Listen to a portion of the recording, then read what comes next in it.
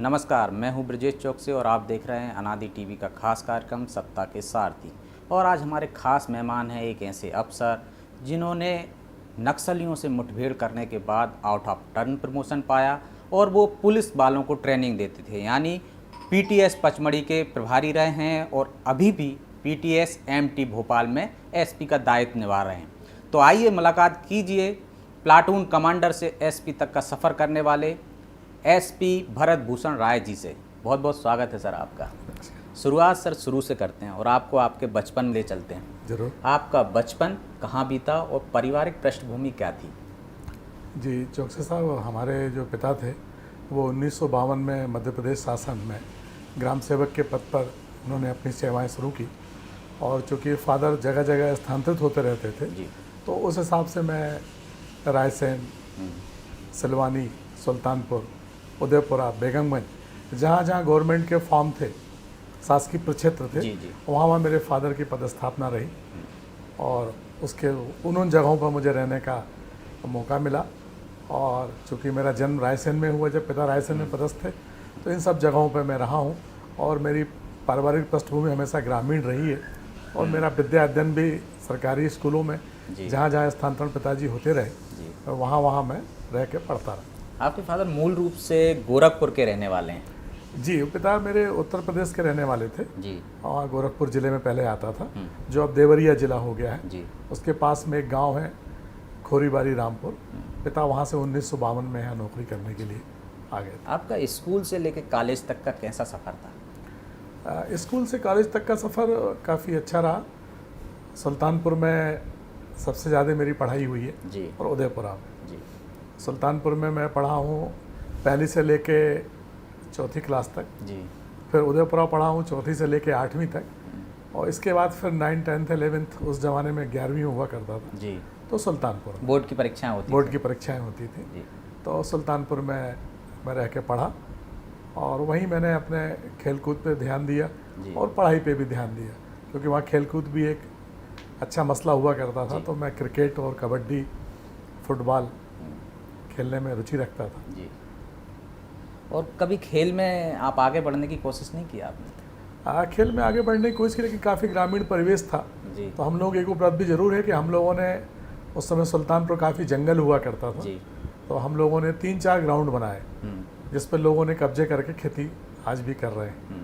तो फिर हम लोगों ने एक ग्राउंड बनाया, तो वो ग्राउंड शासन ने आधा ले लिया इरिगेशन के लिए, जी। आधा बचा हुआ था। तो क्या ग्रामीण प्रतियोगिताएं कराते थे? ग्रामीण प्रतियोगिताएं होती थी और आधा अभी उस पर तहसील बन रही है। आपने बीएससी किया है, मतलब आप साइंस के स्टूडेंट थे, तो क्या डॉक्टर बनना चाहते थे या फिर और कोई सपना था आपका?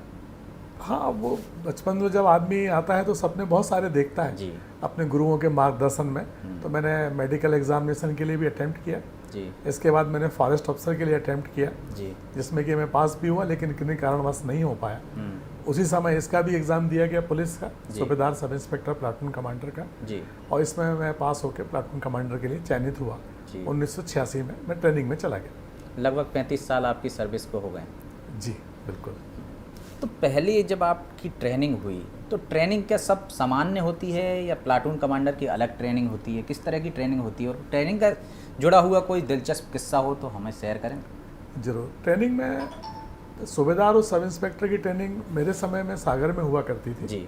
और प्लाटून कमांडर की ट्रेनिंग जो है इंदौर RAPTC में हुआ करती थी। जी।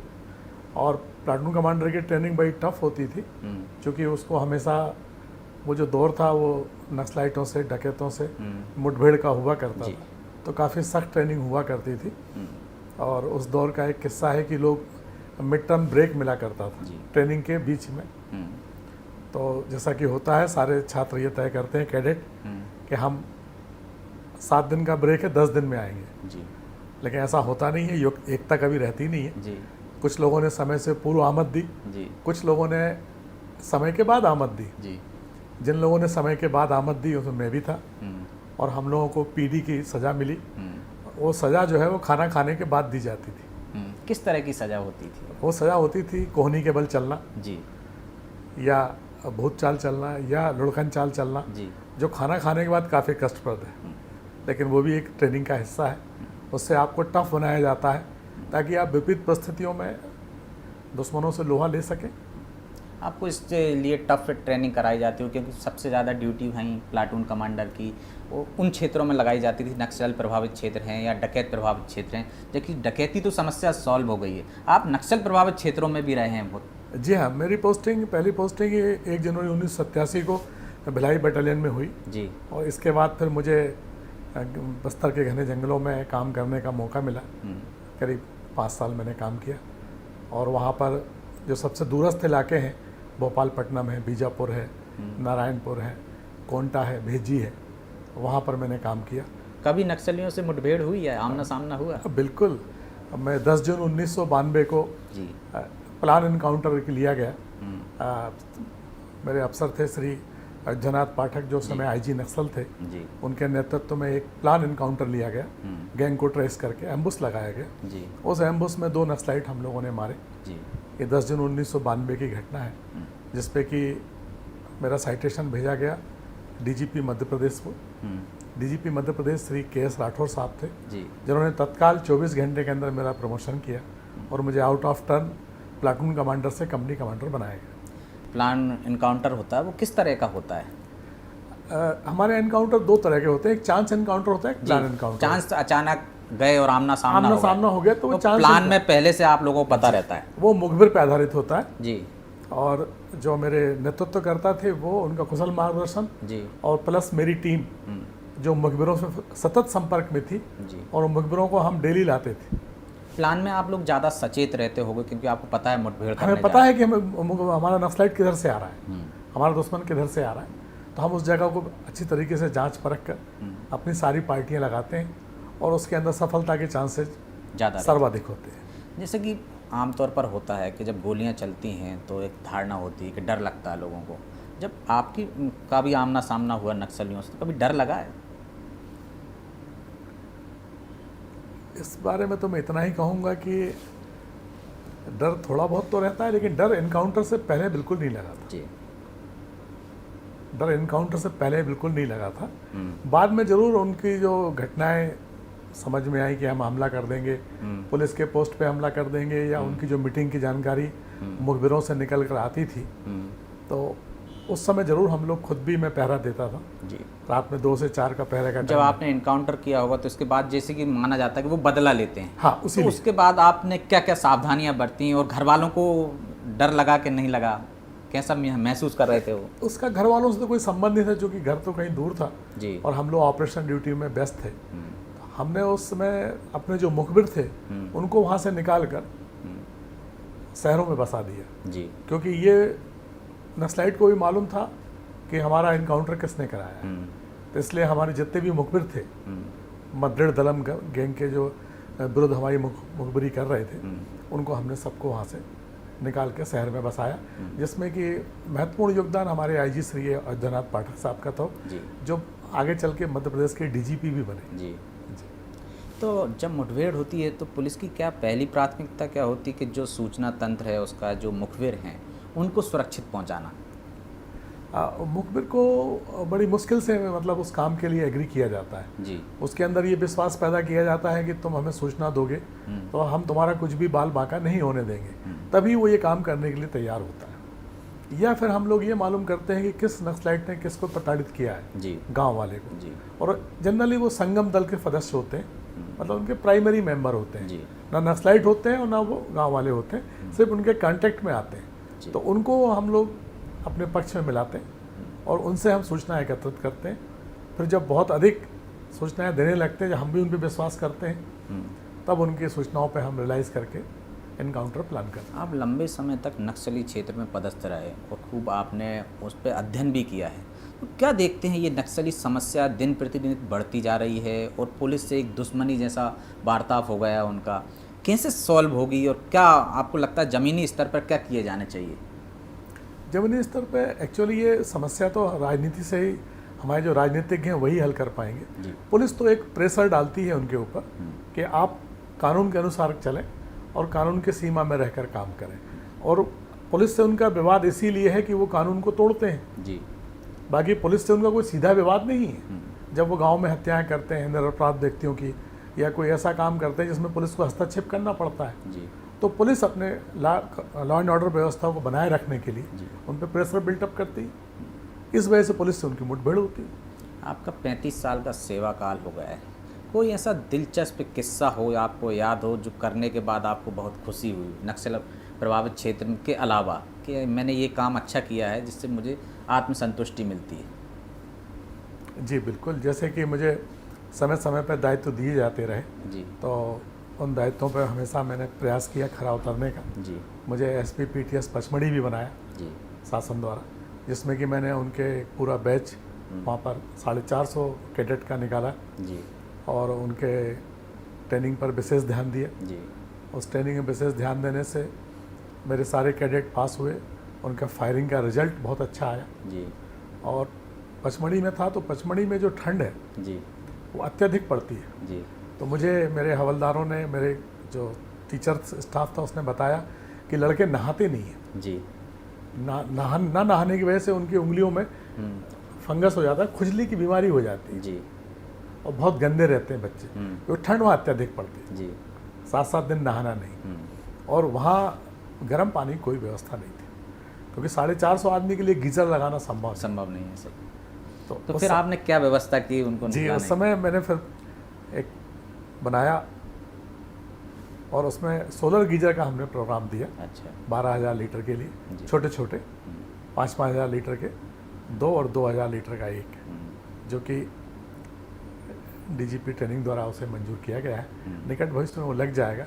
उस कार्य से मुझे बहुत संतुष्टि मिली कि ट्रेनिंग में मैंने एक सोचा कि इसको पानी कैसे गर्म किया जा सकता है। पर वहाँ बंदरों की भी बहुत समस्या है पचमढ़ी में जी। तो उसको थोड़ा खर्च ज़्यादा आएगा, क्योंकि सोलर गीजर को प्रोटेक्ट करना पड़ेगा जालियों से, नहीं तो बंदर जंप करके उस सोलर गीजर के जो प्लेट है उनको नुकसान पहुँचाएंगे। देखिए सर, एक तो फिल्मों में देखते हैं हम कि ट्रेनिंग स्कूल जो रहते हैं, चाहे पुलिस के हों या आर्मी के हों, बड़ी ट्रेनिंग सख्त होती है वहाँ पे, और जो इंचार्ज है उसको एक तरह से ऐसा दिखता है, ट्रेनिंग करने जो लोग जाते हैं उनको ब्लेम की तरह दिखता है। तो आप पूरे ट्रेनिंग स्कूल के इंचार्ज थे, जिम्मेदार थे, तो कैसे लोगों को मैनेज करते थे कि कहीं भाग ना जाए कोई रात में, या ट्रेनिंग पूरी तरीके से ले, प्रॉपर ट्रेनिंग हो उसकी? जो कैडेट होते हैं वो भागते रहते हैं वहाँ से कुछ संख्या में, लेकिन उनको बताया जाता है, सिखाया जाता है कि अगर आप भागते हैं तो आपको ट्रेनिंग में छूट जाएंगे। वहाँ एग्ज़ाम देने के लिए किसी भी कैडेट के लिए 90% उपस्थिति अनिवार्य है जी, वरना उसका पूरा ट्रेनिंग का किया हुआ साल वो एग्ज़ाम में नहीं बैठ पाएगा। तो ये उसको हमेशा हम लोग हर लेक्चर में उसको बताते हैं कि आप ट्रेनिंग आप पूरी करें, अगर आपकी उपस्थिति कम होगी तो आप एग्ज़ाम में नहीं बैठ पाएंगे।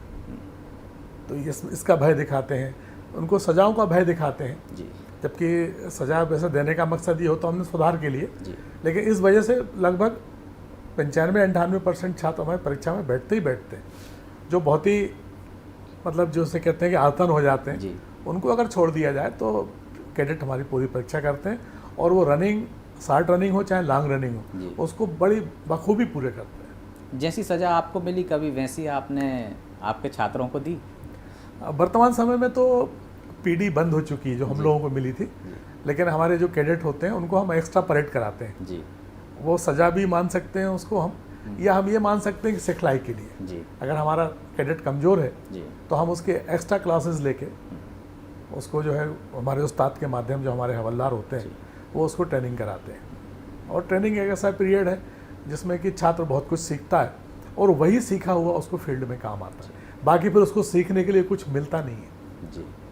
सर, पुरानी ट्रेनिंग में और अब ट्रेनिंग में आप क्या बदलाव देखते हैं, और आगे क्या बदलाव होना चाहिए जिससे कि नए दौर में जिस तरह से नए क्राइम आ रहे हैं उसमें लोगों को, या जो यूथ आ रहे हैं, पुलिसकर्मी आ रहे हैं, उनको ज़्यादा सहूलियत हो काम करने में? वर्तमान समय में तो हमारा जो सिलेबस है वो काफ़ी आधुनिक है जी, और उसके अंदर हम ड्राइविंग सिमुलेटर पे ड्राइविंग सिखा रहे हैं, फायरिंग सिमुलेटर पे फायरिंग सिखा रहे हैं, जो हर पीटीएस में लगभग दे दिए गए हैं।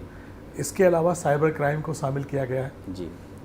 तो समाज में जो अपराध हो रहे हैं उनकी प्रवृत्ति और प्रकृति को देखते हुए ट्रेनिंग का सिलेबस तय किया जा रहा है, और जो कि बखूबी हमारे जितने भी ट्रेनिंग सेंटर हैं जहां मैं था, अभी तो मैं वर्तमान में वहाँ नहीं हूँ, लेकिन उसका पालन किया जा रहा है और छात्रों को अच्छे सिखलाई दी जा रही है। कोरोना काल चल रहा है सर, सारे काम वर्चुअल हो रहे हैं, आपकी ट्रेनिंग भी सब मशीनों से दी जा रही है, आप निशाना लगाना भी आप कंप्यूटर पे सिखा रहे हैं या टीवी स्क्रीन पे सिखा रहे हैं, तो आपको नहीं लगता कि ये कारगर है, या फिर पुराने ही पैटर्न पे आपको लौटना पड़ेगा?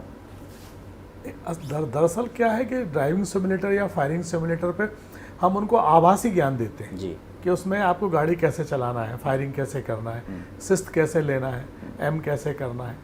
लेकिन इस प्रक्रिया से उनका जो बेसिक नॉलेज होता है वो काफ़ी अच्छा हो जाता है। फिर हम जब उनको फील्ड में लेके जाते हैं तो फायरिंग तो उनसे कराते ही हैं, गाड़ी हम उनसे चलवाते ही हैं, लेकिन उसमें और इसमें काफ़ी फ़र्क होता है। अगर हम एकदम नौसिखिए आदमी को गाड़ी देते हैं तो सिखाने में बहुत अधिक समय, श्रम और बहुत अधिक लगता है, जो कि इसमें बहुत कम हो जाता है। जी, इसमें उसको पता रहता है कि ये गियर है, ये एक्सीलेटर है, ये ब्रेक है, और फिर जब जाएगा मैदान में तो उसको कम समझाना पड़ेगा। जी, तो ये फ़ायदा तो है अभी। फिर इसके बाद मैदानी उसको प्रशिक्षण भी दिया जाता है। जी।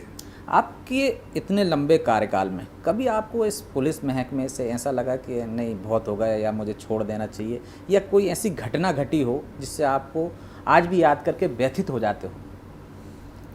इसे सौभाग्य कहेंगे कि मेरे जीवन में ऐसा कोई वाक़या नहीं है, क्योंकि मुझे जिन जिन के साथ काम करने का मौका मिला, मेरे वरिष्ठ अधिकारियों के साथ, तो मुझे ऐसी कभी कोई दिक्कत नहीं आई। आप खुद समझिए कि मैं एसएफ कैडर के प्लाटून कमांडर से भर्ती होकर आज एडिशनल एसपी रैंक तक पहुंचा हूं, और एडिशनल एसपी भी आउट ऑफ टर्न लेके बना, सब चीज़ों में मतलब आगे बढ़ता चला गया, और पूरा रिकॉर्ड भी अच्छा है, कहीं कोई आज तक कोई एक सज़ा नहीं मिली। तो आप जो लोग नए आ रहे हैं उनको ऐसा कोई संदेश देना चाहेंगे कि कैसे काम करें पुलिस महकमे में कि आपकी तरह आउट ऑफ टर्न प्रमोशन पालें, और आप जिस तरह से अधिकारी आप पे भरोसा रखते हैं, अच्छी अच्छी पोस्टिंग आपको मिलती है, वैसी उनको भी मिले?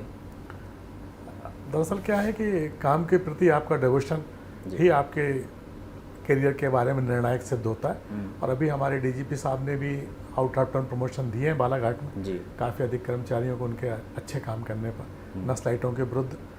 तो आउट ऑफ प्रमोशन के लालच में ना किया जाए, बल्कि हम काम को काम मान के करेंगे तो हम हमेशा ही सफलता प्राप्त करेंगे, चाहे हमें जिस जगह पे लगाया जाए।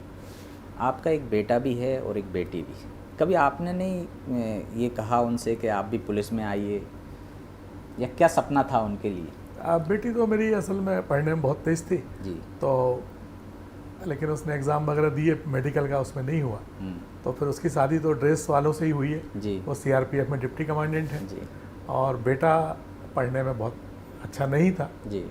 तो हम लोगों ने पहले ही प्लान कर रखा था कि उससे बिजनेस कराएंगे, तो हमारा तो एम तय था, तो इसलिए वो बिजनेस कर रहा है। मतलब आप डॉक्टर बनना चाहते थे, आप नहीं बने तो सोचा कि चलो बेटी को आपका सपना पूरा करे, लेकिन वहाँ भी असफलता हाथ लगी, तो कोई बात नहीं, लेकिन बेटा हमारा जो है बिजनेस कर रहा है जी। अभी 2 साल हुए, धीरे धीरे वो प्रगति जब आप प्लाटून कमांडर बन गए फिर कभी कोशिश नहीं की आपने डॉक्टर बनने की? उसके बाद तो फिर समय मिलना नामुमकिन होता है जी, समय नहीं मिला इस कारण आपको? हाँ, इसके बाद तो फिर समय, पोस्टिंग होती रहती है जी, और आप अपनी पुलिस की नौकरी में इतना समय नहीं निकाल पाते। जी। अभी आप पीटीएस एमटी में हैं, तो जो पुलिस के जो ड्राइवर हैं या पुलिस वाले हैं, तो आपको नहीं लगता जिस तरह से विदेशों में पुलिस अधिकारी खुद गाड़ी चलाएं तो ज़्यादा बेहतर रहेगा सिस्टम के लिए, और जो बल की कमी है वो दूर हो सकती है? बिल्कुल, ये तो मतलब यूरोप में होता है ऐसा जी, तो उसके साथ तो वो डाग हैंडलर भी होता है, डाग भी रखता है वो अच्छा अपनी गाड़ी में पीछे जी, और खुद गाड़ी चलाता है। लेकिन अभी अपने यहाँ ये पैटर्न नहीं, क्योंकि हमारी पुलिस अभी बहुत पुराने पैटर्न पे काम कर रही है और उस पैटर्न में उनकी जो शिक्षा है जी, वो उस स्तर की नहीं है कि वो अपना सारा काम उस हिसाब से कर सकें। अभी हमारे यहाँ जो जवान हैं, जो हवलदार हैं, अभी भी 10th पास हैं, कई लोग हमारे यहाँ MTO हैं 8वीं पास हैं जी, तो इस परिस्थिति में उनसे उतने हाई कैलिबर की मतलब शिक्षा के नाते उम्मीद करना थोड़ा सा अभी जाती होगी। लेकिन ऐसा समय निस्संदेह आएगा जिसमें कि पुलिस अधिकारी फील्ड में अपना सारा काम स्वयं करें। राय साहब जब फ्री होते हैं तो क्या करते हैं? किताबें पढ़ते हैं, फिल्म देखते हैं, या फिर कबड्डी खेलते हैं? अब वो समय तो नहीं रहा, अब किताबें पढ़ने में समय जाता है। कौन सी किताब पढ़ते हैं? कोई भी साहित्यिक किताब जो मैं काफ़ी खरीदता रहता हूँ, जब यात्राएं करता हूँ जी, तो उनको पढ़ता रहता हूँ। अभी कौन सी किताब पढ़ रहे हैं? अभी तो प्रेमचंद की किताब, एक कहानी किताब पढ़ी थी, वही पढ़ रहे हैं जी। तो रिटायरमेंट के बाद का क्या प्रोग्राम है आपका?